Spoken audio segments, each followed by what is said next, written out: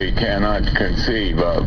Millions of people will die on that day and every day thereafter. And it's this kind of conversation of what will we do the next day. That doesn't make, it's nonsense. It's utter nonsense because it is going to happen.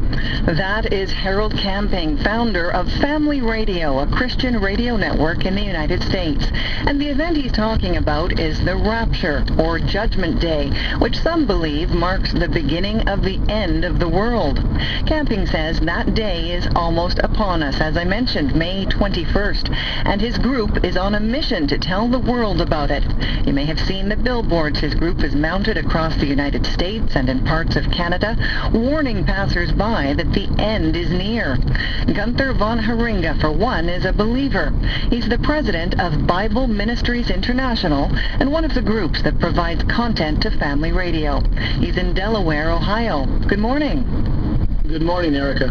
So what do you believe is going to happen on May 21st? Well, the Bible indicates there'll be a worldwide earthquake such as never happened on the planet before, and the destruction is simply unimaginable.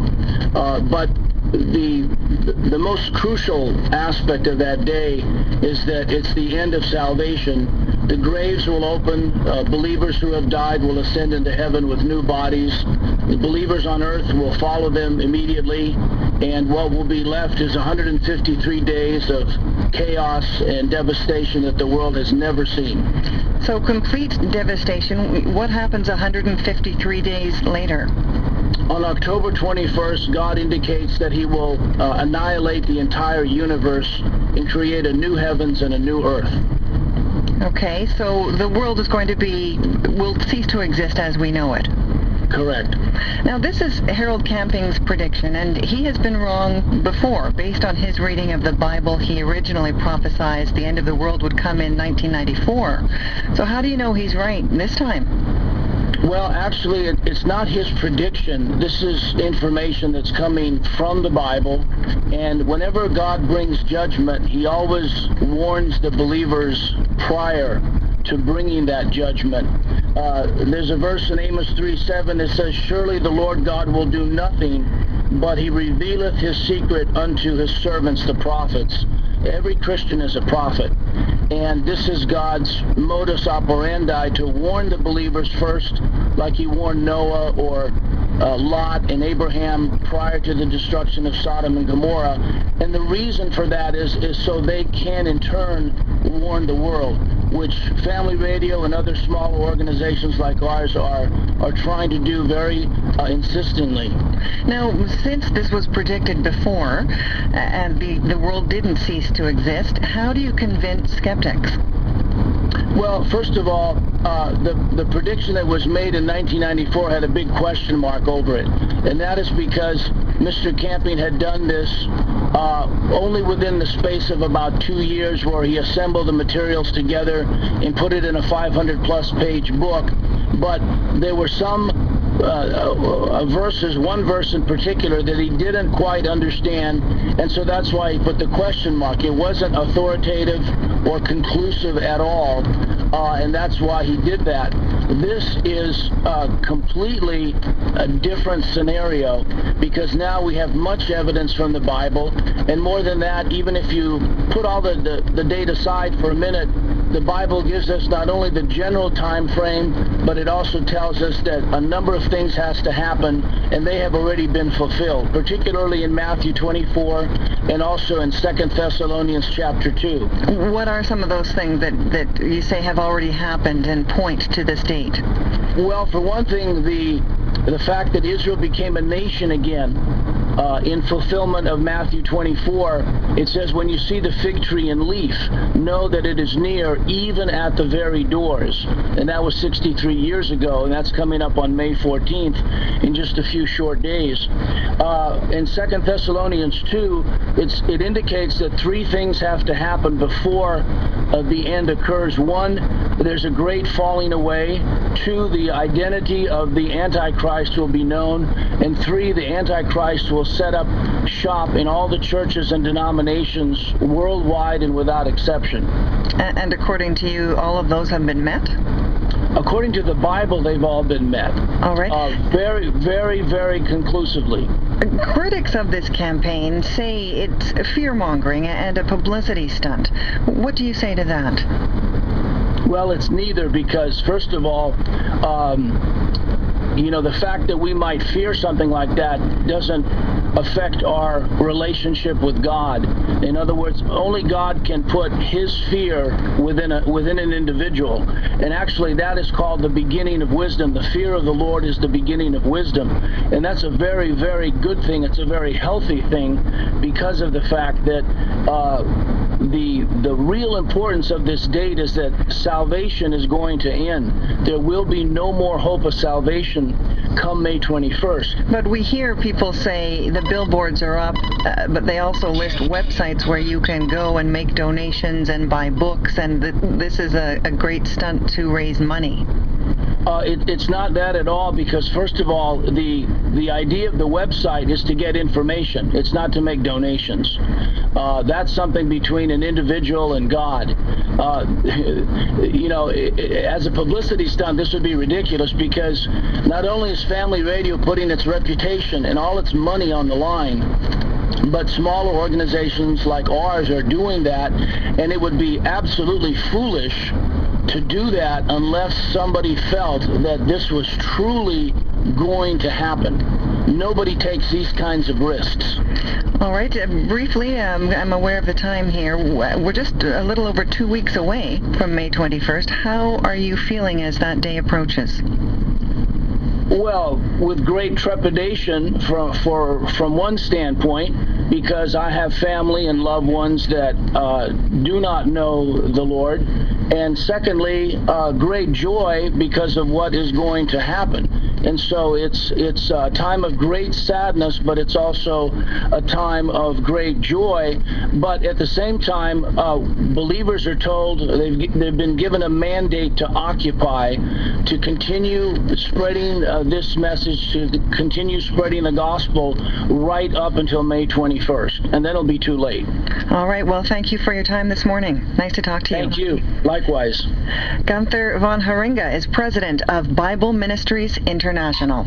Well, David Silverman has been listening in. He's the president of American Atheists, a group that's launched its own billboard campaign to counter family radios. David Silverman is in Cranford, New Jersey. Good morning. Good morning, and thank you for having me on your show. It's a pleasure. As you listened to my conversation with Gunther von Haringa, what was going through your head? Well, a lot of times people ask me, why do you deride religion? Why do you defame religion? And what harm does religion cause? And this is a really good example of religion harming people. In what way? They're scaring people. This is a terror cult. This is a doomsday cult, just like all of the other doomsday cults before it. There have been hundreds that have been 100% right over the past 2,000 years. And no, I don't have a time machine, but somehow I think that if I went back to 1994, Mr. Camping wasn't saying maybe there would be a rapture. I think that he was saying there's definitely going to be a rapture.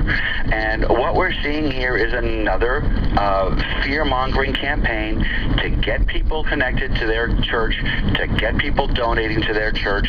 It's a great marketing idea. But come on. I mean, American Atheist is asking everybody, believer and non-believer, just to use your intellect here, just to use your brain. Do we really think that the world is going to end in 3 weeks because Israel was formed in 1946? Because they would say, freedom of religion, freedom of expression. What harm are they actually causing by telling people to get prepared for May 21st? What bothers you so much about that? People are quitting their jobs for this. People are leaving their lives for this. People are making fools out of themselves for this. And on May 24th, these people are going to wake up. It's going to be the same earth, and there's not going to be any sort of earthquake, any sort of massive earth-changing earthquake. and they're not going to have a job, and they're not going to have any money, and they're not going to have a life anymore. And this is how the religion actually sucks the life out of its victims. It's pathetic. And it's 2011, and we should have evolved past all this by now. You heard Gunther van Ringa say it's not about the money, that it's actually costing them money to take out billboards and spread the word. Of course it's costing money. It costs us money too. But we have our billboard, our website at the bottom of everyone, and they have their website at the bottom of every billboard. So yeah, it costs them money to put up the billboards, but the billboards generate income. So tell me about the competing billboards that you have put up. What do they say? They say, you know it's nonsense, 2,000 years of any day now. And if you read the Bible, you can see that Jesus actually says that there is people who are sitting in front of him who will not die before the rapture comes. So the end times, the doomsday, the second coming, has been any day now since the time that the Bible was written 2,000 years ago. And people have been coming up with these doomsday cults ever since then. And this is not the first or the fifth or the 10th doomsday cult that has used Israel as the formation of Israel as one of the key supporters of their times. This is unfortunately not real. So and if what we're hearing is so ludicrous, if you say we've heard about these doomsday cults over and over, it never pans out, why even bother acknowledging it? Why launch your own billboard campaigns? Why not just ignore it? Well, that's the problem, because they will keep coming up, and we as a society have to stop tolerating them under the guise of religious freedom. Yes, they have the constitutional right to do what they do, but that doesn't mean we as a society have to permit this to happen, because next year is 2012, and when the suckers from 2011 wake up on May 23rd, they're immediately going to look at the 2012 and say, oh, that must be the doomsday cult. The thing is, we have to raise awareness of doomsday cults in our society, and we have to stop them. So we have to say, hey, this isn't cool, this hurts people, and we have to train our society to shun these people, and we have to raise awareness of it. Okay, obviously you will not be preparing for the end of the world on May 21st. What will your group be doing? My group is sponsoring 3, or actually now 4, doomsday parties, rapture parties, one in Oakland, California, one in Wichita, Kansas, one in Fort Lauderdale, and another in Houston, Texas, where people, atheists of sound minds, will be getting together and having a party just to laugh at the suckers over at Family Radio and their supporters. And I take it that party will go past midnight, well into May 22nd. Yeah. We'll be there. And the question is, is it midnight Eastern time? Is it Pacific time? Is it Australian time? Because what you can do is you can look at Australia, because they turn first, and you can see if they get raptured. And then you can, if they get raptured, then you can change before it becomes midnight your time. Okay, you're playing the time zone advantage there. David Silverman, thanks for talking to us this morning. Hey, thanks for having me on the show. Bye-bye. David Silverman is the president of American Atheists.